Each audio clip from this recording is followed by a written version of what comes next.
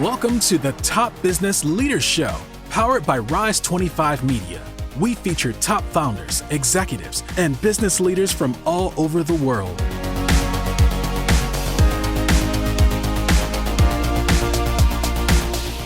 Chad Franson here, co-host for this show where we feature top restaurateurs, investors, and business leaders. This is part of our SpotOn series. SpotOn has the best-in-class payment platform for retail, and they have a flagship solution called SpotOn Restaurant, where they combine marketing, software, and payments all in one. They've served everyone from larger chains like Dairy Queen and Subway to small mom-and-pop restaurants. To learn more, go to SpotOn.com.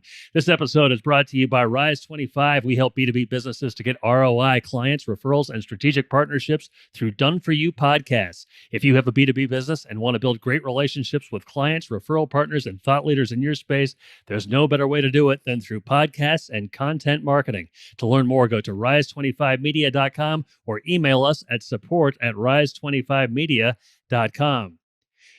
Creative engineering is his passion. Developing thriving cultures is his mission. Garrett Clark takes the design principles from Fortune 500 companies where he's served to reshape the way businesses do business. He is the founder and visionary at Rolling Monkey Handcrafted Ice Cream in Statesboro, Georgia, where you'll find an ice cream experience like no other. Garrett, thanks for joining me today. How are you? I'm good, Chad. How are you? Good, thank you. Hey, so tell me a little bit about your background. It's kind of unique for somebody who runs an ice cream store. You got a degree in civil engineering? I do have a degree in civil, and I never applied civil. I went right into manufacturing. Okay. Where I kind of focused on lean principles and methodologies, value stream mapping, looking at different business models and kind of working out the kinks and the bottlenecks, and just kind of applying those basic foundational principles, and then facilitating improvement and growth. So you graduated with that degree, and then you got into manufacturing. And then what kind of things did you do leading up to Rolling Monkey, before Rolling Monkey, but leading up to it? Yeah, really. I mean, the contributing factors, I say, were a big part of the founding of Rolling Monkey. I would say were the lean principles, that methodology of looking at a system as a whole, and then working to really identify the value creation. So I worked for two Japanese companies that really had that inverse hierarchy of servant leadership, which is a big part of my faith as well, with kind of the Christian model of service and influencing through that kind of by example and how we structure our organizations. So that seeing that apply and work, not just the theory, was very inspiring, and it really helped shape the way that I think and work to build value within the different networks that I'm in and all of that. So from there, I was definitely a very green, young, eager engineer looking to just add value. I worked under some great mentors that really helped coach me through different things, develop discipline through those larger companies. Worked with a lot of individuals who came from the GE space, who had a lot of that Jack Welch kind of toughness about it, but also integrated with that degree of servant leadership, with kind of the more softer side that Mitsubishi brought to the table. And then from there, it really became about. So I had the autonomy to kind of go anywhere within a value stream to facilitate teams and growth, and that allowed me to really discover the, importance of unlocking trust or relationship communication with value add labor and those that were bringing down whatever goals or vision, mission that's laid out there, that they call them rocks within Mitsubishi, kind of that framework, entrepreneurial operating system model of, it comes from, let's say, what is the trying to think through the Rockefeller habits, kind of that framework that comes out of there. But anyways, that was very interesting. And then that led me to a position within Koyo, which is a subsidiary of Toyota. So a lot of the Toyota methodology in my next career position, where I took a position as a pretty much a lean engineer again, but this time as a supervisor, to where I had a dedicated team that was primarily using 8-step problem solving, which is a modified version of the scientific method to solve complex problems, particularly developed around manufacturing within Toyota, to really map out and objectively run through that to really solve big issues. And so within that, there is a certain methodology, a certain way of thinking that I cultivated and have applied and integrated into Roll and Monkey. But that's kind of the professional space that I come from. And then throughout that, my wife and I, we kind of just, she was a special education teacher before going into Roll and Monkey. And so she brings a big part of the empathy and that kind of aspect of, I say, with love, there is discipline and there is empathy. So I think we're a great team in what we've been able to produce with Roll and Monkey, because a big part of what we're doing with our mission to unlock the potential in people is to encourage and parent, in a sense, because with our model, we have a lot of young part-timers who come into play there. And those previous background components of our background really, I think, are a big part of what allows us to have this desire, what allows us to have the skill set and ability to kind of move in here and really focus on something great. So there's a lot that I want to unpack with what we have going on with Roll and Monkey, and there's a million different points that we can get on and kind of discuss. And one of the challenges that I've been working through is kind of honing the story in a consistent manner that really effectively outlines all of that. So I'm working to do that, to share that. So sure. When you talk about servant leadership, what does that mean to you? And how would you say that young people who maybe are temporary part-time employees, how would you say they respond to that kind of leadership? Yeah, I think they respond to it in a way that really is, they really gravitate towards it because it's not that common. And at least within the models that I see today, specifically the retail model, most of what I'm seeing in the retail model is more of a positional leadership. And I think John Maxwell's framework of the 5 levels of leadership is a great kind of outline of what we're talking about with servant leadership. Is that first level, that basic level of leadership, is the positional level of leadership. And then from there, it's that permissional level of leadership, to where that true influence is then earned into where you can more effectively lead, because the permission is given to lead, versus just cracking the whip and pushing on a rope, so to speak, with the permissional side of things. So the pinnacle is the top, where you're developing leaders that grow other leaders. So it's this selfless approach, and then Christ being kind of the example that we look to within our faith as founders, is to really, that empathy. It's really caring more about the spirit of what we're doing, and the individuals, which are the collective group that make the spirit of our organization, and really being selfless versus kind of, again, that traditional vision of, okay, everyone here is serving me, but no, the weight lies with me serving everyone here, and ultimately at the top of that hierarchy there, where the value add labor is serving, is the community. So it's an education of understanding that we're all leaders, even our entry level individuals serving right there on the line, because I think that's the biggest value that we bring to the table is that position. It's the one dealing with the community, because that's where the most connection and transaction is occurring. So it's the biggest opportunity for impact, and it comes down to discovering that we're built to serve. And it's what I see is a misunderstanding for us to believe that we need to fill ourselves up by being selfish. And I believe I see it here, at least within America, where we're often, if we're lacking, we attempt to fill ourselves up by being selfish. But in other cultures throughout the world, I've discovered these cultures will, in order to feel better, they will go serve someone. And then, of course, that is here in America throughout, but as a collective average is kind of what I'm looking at. And yeah, it's a very inspiring thing. We're not perfect by any means. I mean, we definitely have selfish days, and but what we're trying to bring is kind of the philosophy, the message around sustainable models that really meet the win-win-win is what I say from the community's perspective, because you're building a body, a spirit, a company of collective bodies that are serving and performing some degree of transaction, and they're, because we're interacting with different individuals there, we need to meet the unrecognized needs, because often the recognized need is going to be a transactional product. I want to receive my ice cream in our example, or at Mitsubishi, I want to receive a large gas frame turbine. And when we're dealing with those individuals, if it's just transactional, to the subconscious, what is occurring there is a collection of data points. So if I only spend time with 10 people today, out of those 10 people, how many of those were fulfilling contact points, and how many were those kind of degrading?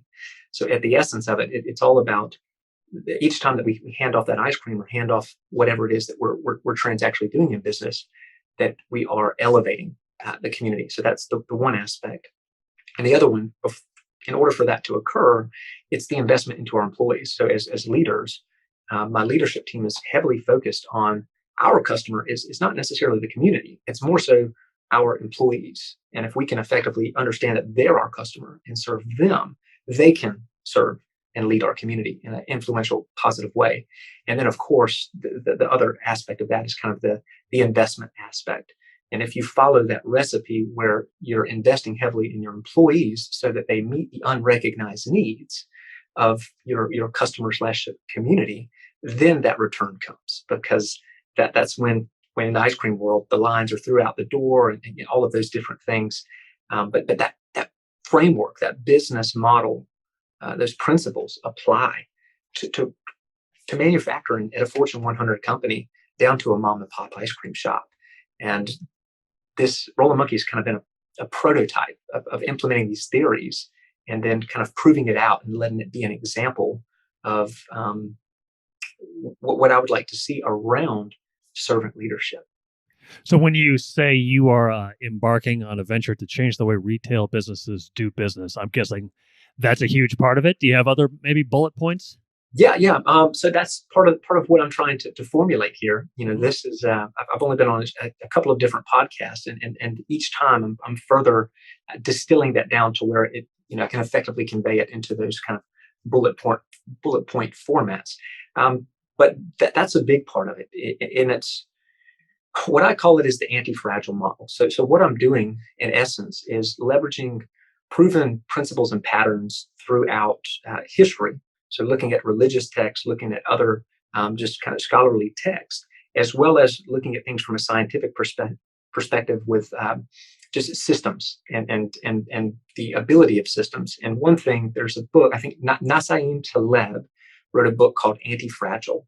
And this book really was kind of a paradigm shift for me. It kind of enlightened me to this element of fragility, which on your X and Y axis, if you can envision fragility being something that as the stressor occurs over time. So let's say we would have time, and then you have stress, the X and Y axis. And then as that stressor is applied, of course, it breaks. It's a solid break. And then resiliency, there's a degree, but in time, it still fades out. And in between that is robust. So there's robust, there's resiliency, and then there is anti-fragility. So the inverse of fragility, to where when it's stressed, it actually improves.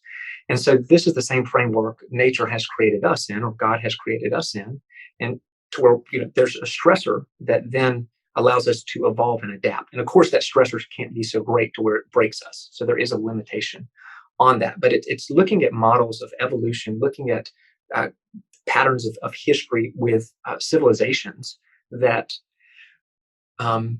sustain. And really, it comes down to a degree of value alignment. So what are the values? What is it that we aim at? What is it that we focus on, right? Because what we focus on is what becomes. And so it gets into some deeper, philosophy of thinking, which it's necessary, because as a civil engineer, I mean, that's what we're trained into, the reality of reality, and how does reality work with building and bringing things to life. Well, the foundation is absolutely critical. And honestly, kind of the problem that I'm seeing and what I'm working to address is I see a lot of great talent and resource and energy poured into us working on higher levels of say, a building, if that's the analogy we're going to look at, where there's focus and energy going on to the 33rd level or the 15th level, when in fact the foundational element is collapsing.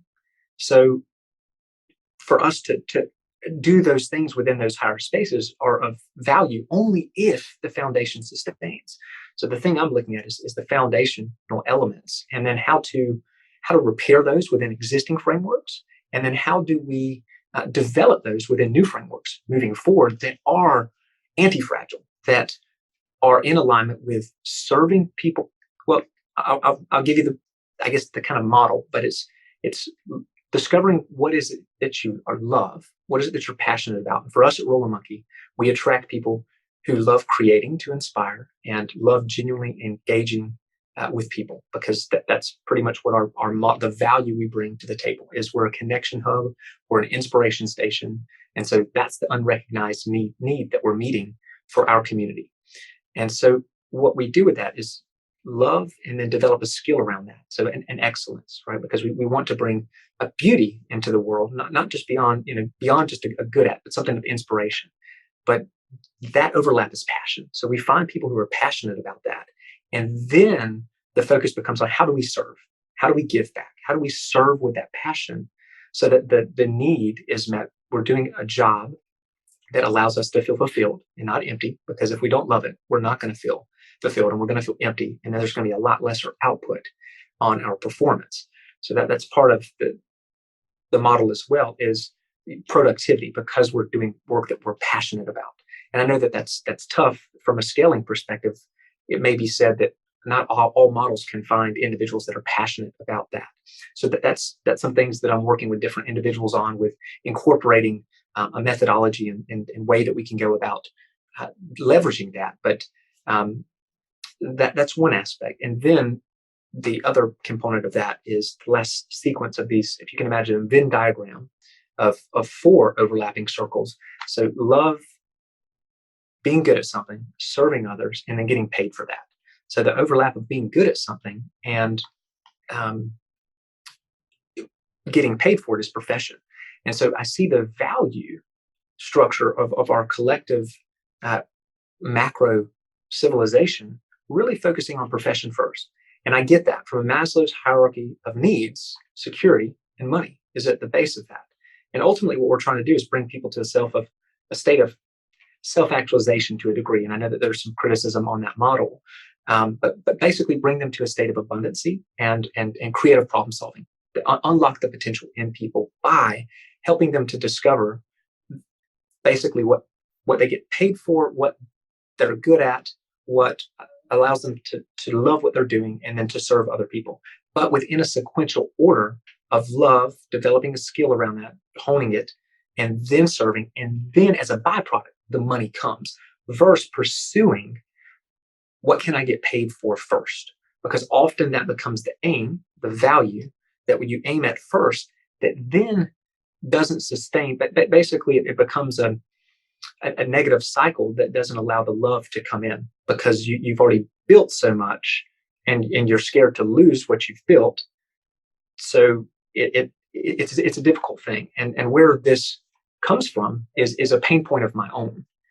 Quite honestly, it's a problem that I discovered as I went through and I pursued profession first. Initially, I wanted to be an architect, but through discussion with different advisors, it was like, well, Garrett, is that going to make money? You have to be top of your class to make good money as an architect. And do you want to do that? And then so the encouragement there was civil engineering. You'll get good money doing engineering. So with that, I felt a little bit of pressure, and so I pursued that because it correlated. But at the end of the day, I'm more of an artist than I am a very structured guy. So that became a challenge that later surfaced after years of being in great positions, doing great things, but nonetheless, me being in more rigid positions than my makeup is made for. I'm more of a fluent creative type. And so within this, I started to discover, okay, I'm lacking something. And what it was is I was lacking that love aspect.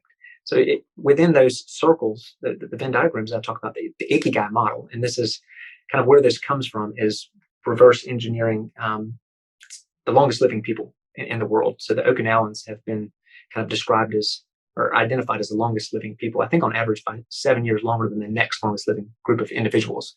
So I was looking at, okay, how do I live the best life at this point in time of kind of discovering, okay, something may be off here on the current trajectory that I'm on.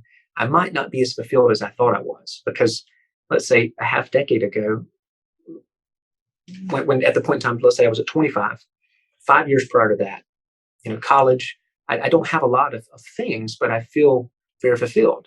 But yet now I've achieved all of the things that society says I should have. And I'm feeling some pressure there. And part of that's growing up, being an adult and receiving the weight of responsibility.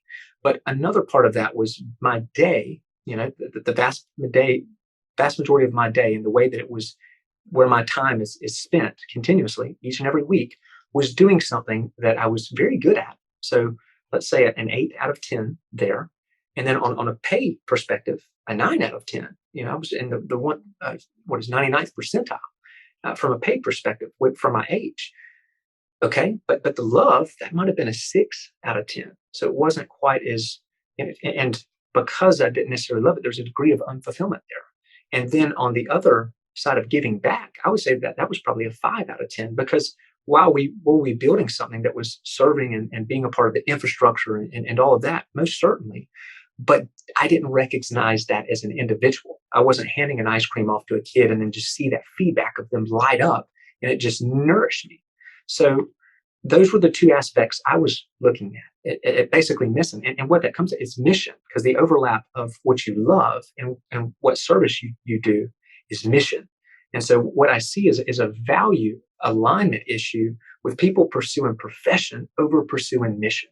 And so what we're trying to do is discover what is your mission, what do you love, and then how can you serve with your love to then get paid for that. And if you come out the gate as a young individual pursuing that, it's going to be a much better world.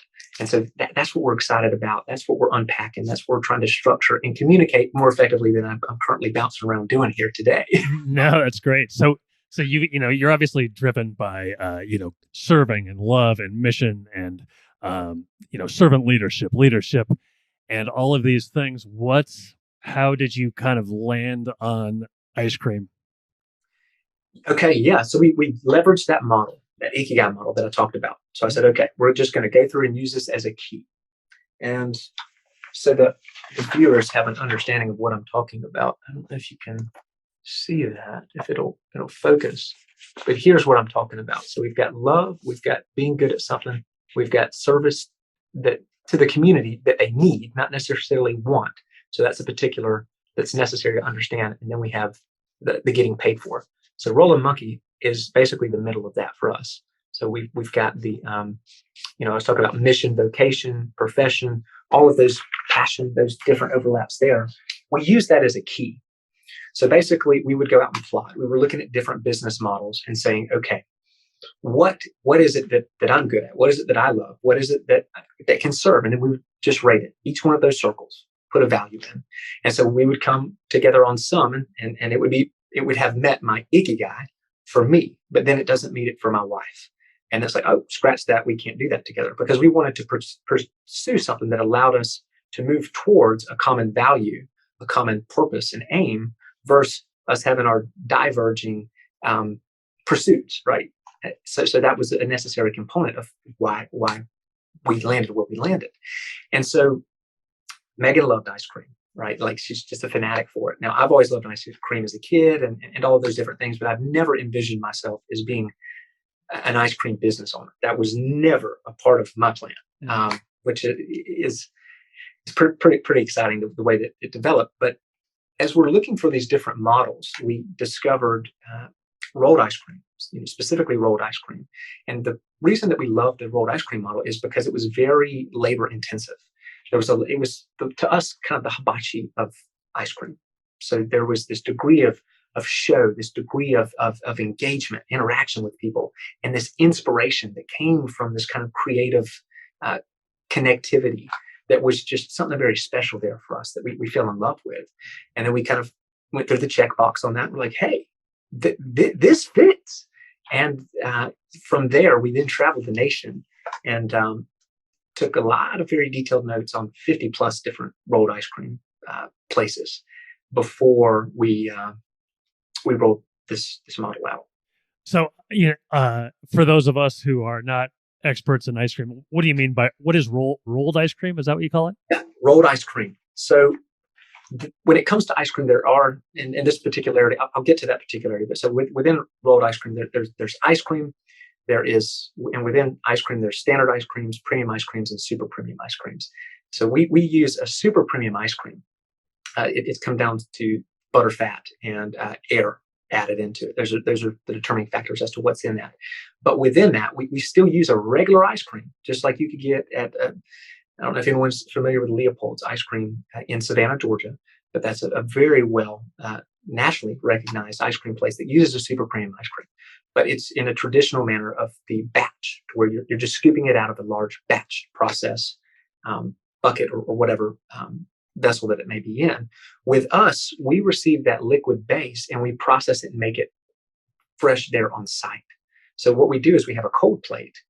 If you've been to Cold Stone, it's similar, but Cold Stone actually takes a batch ice cream and puts it on there and then mixes in other elements. With us, we take that liquid base of that super premium ice cream, pour it onto a below freezing surface. It's around 0 degrees Fahrenheit. It's a range. It depends. There's some variation within that. But then we bring in the cheesecake and brownies or whatever the mix-in may be, and then by hand with spatulas, chop it up and then spread it out so it freezes. And then we'll put some aesthetics on it through caramel, the chocolates, draw people's names, draw imagery that is related to that individual to give them kind of a custom, unique interaction there. And then from there, we roll it up. So we'll roll each one of these because the blade is about this large. You're looking at a space about like this. And let's say you pop off about 8 little rolls that drop into the cup. And if you should Google rolled ice cream if you haven't seen it. And it's this beautiful cup with this handcrafted ice cream that is in there that then receives the toppings and everything else. So very labor intensive, but it's very engaging. It's very fun. So it sounds fantastic. You have this high quality products that you deliver to your customer, and then you have kind of your philosophies based on love and service. How does all of that go into providing an ice cream experience like no other? So really our 3 uniques, so kind of following the traditional business model of determining 3 uniques. First and foremost, it is, well, I wouldn't say foremost, but I'll do it in kind of the way I engineered it, the way I designed it. It's to get this experience. So one of the mottos we say is, it's not ice cream, or excuse me, it's more than ice cream. It's an experience, like you say. And in order for us to get that overall experience, it's a degree of individual components that come together to equate to that synergy. So if one of those components is off, you're probably not going to receive that overall experience. And so first for us, what that is environment. So I was able to leverage that desire of architecture into the Rolling Monkey model. So that's a part of the story as well that I didn't touch on, is I have a passion for design. So with architecture and interior design and working with great people to make that happen, but thinking through kind of like the Disney model.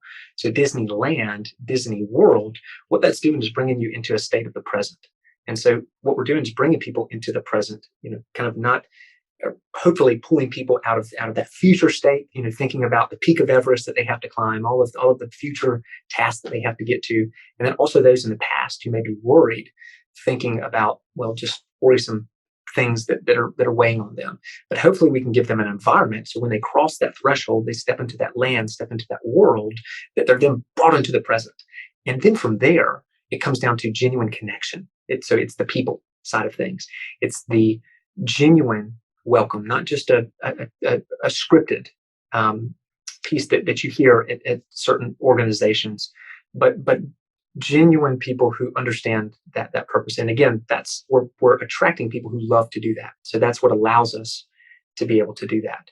And then from there, that engagement, we're meeting that unrecognized need of really loving someone, really serving someone, really wanting to hear about their day, wanting to inspire them and maybe look at the diamond in the rough whenever they convey their tough day that they've had. So we've got different ways and different aims of what we're looking to do. But basically, our measure within this department is just elevation. Just people are at a frequency. If they come in low, let's build them up. If they're already up, let's take them up even more.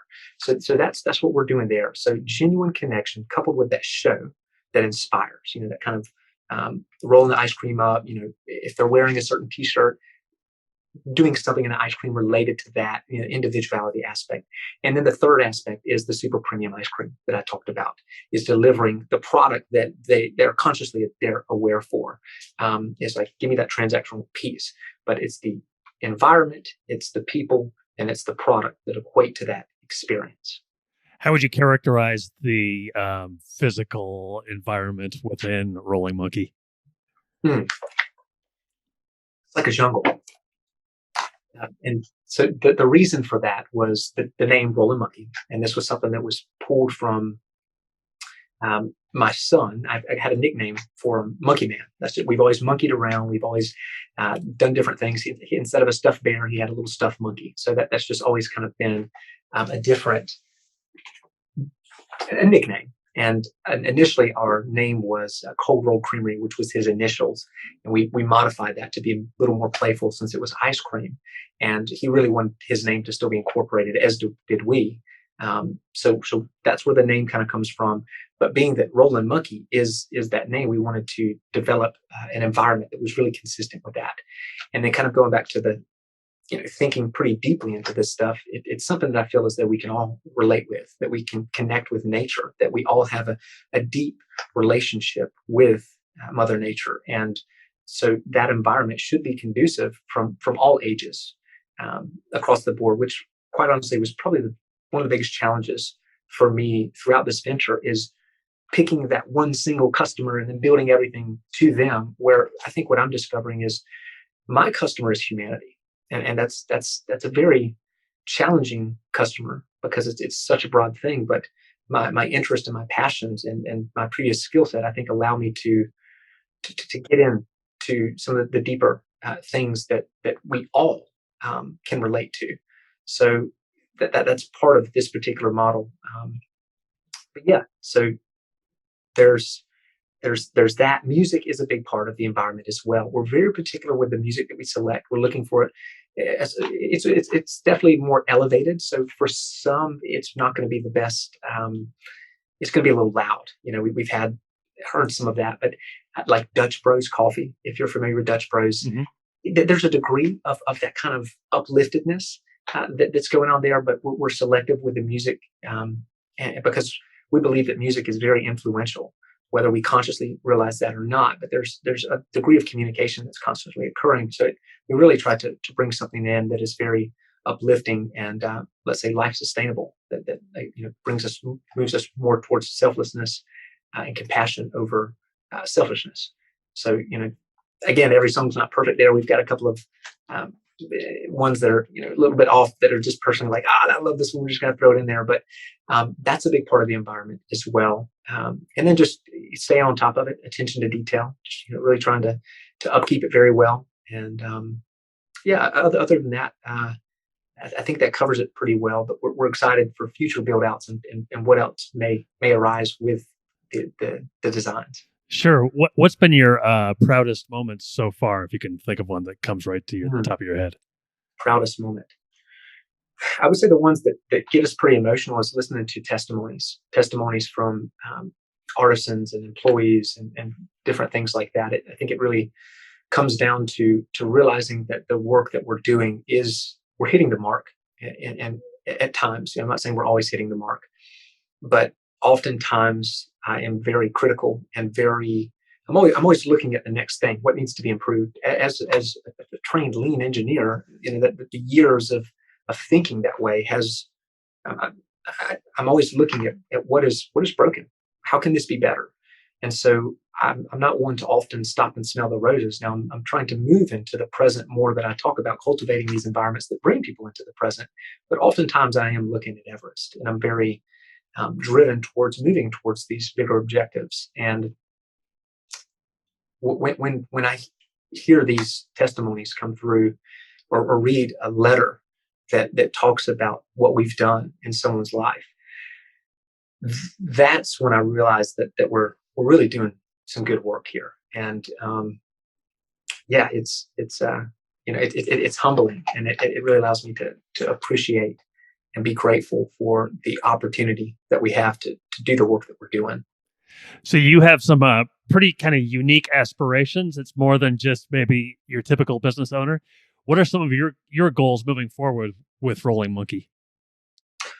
Really, we want Rolling Monkey to be inspiration stations. So a model that goes into communities and can set an example of what good business can be, and partner with other businesses that have already done that, such as Chick-fil-A and other models that value the servant leadership model. And I think that they've proven themselves quite well with in 6 days what they can do on an annual revenue perspective, comparative to, let's say, the big players like McDonald's that really don't follow that particular model.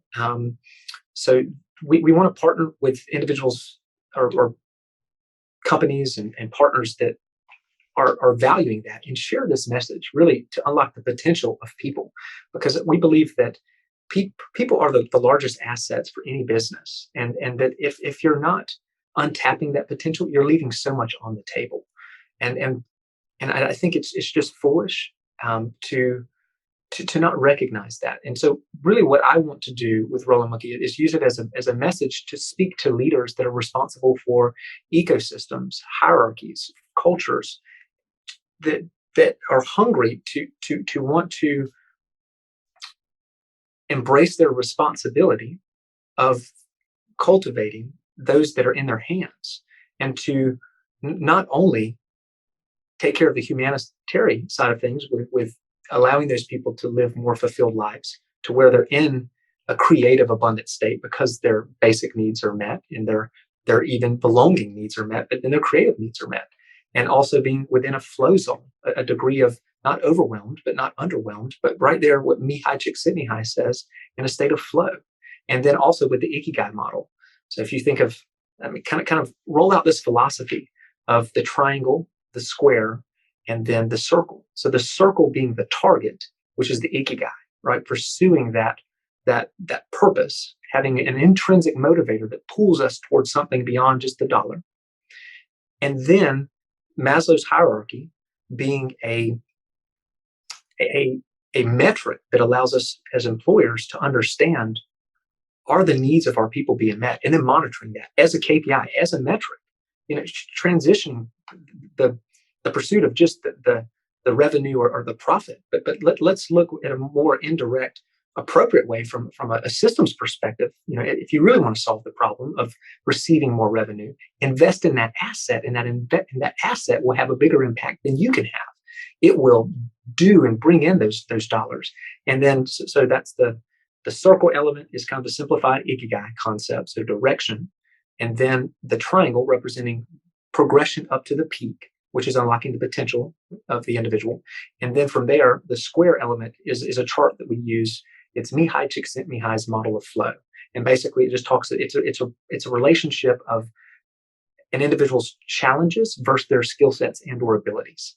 And so that ratio, what we're looking for is a 1-to-1 ratio where their skill set matches their challenge, and then they're in a state of flow. And there's deeper states of flow. I'm not going to get into the depth of the different ranges of flow, but just a general state of being challenged and happy, not a state of boredom and apathy, not even a state of comfort.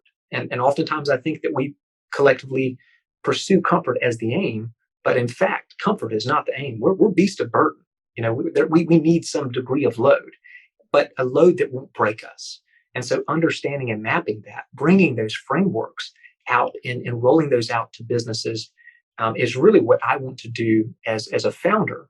But scale the businesses to where I can talk this talk and then reference back to examples to say, look at what these things are doing. The proof is in the pudding. And then just, working through that. Sure. Yeah. Very cool. Very cool. So we're big fans of publicly acknowledging people who have been influential for us. Who are some people in the industry that you respect and maybe have looked to for advice and that you've learned from? Yeah. Stephen Covey, John Maxwell. John Maxwell has been a tremendous influence for me, just from the leadership perspective. The more that I realize what it is that I'm doing. It's leadership, it's influence, it's bringing people together and empowering them to build great things and unlock their potential. And following that framework, I think has been really great. In the engineering space, just kind of stereotypical, but like Elon Musk, just from thinking outside of the box and pushing the limits on things from a first principles perspective, really bringing that to light and challenging people to think critically. I think that's definitely something that we can use more of. So definitely some of his work within particular domains and aspects.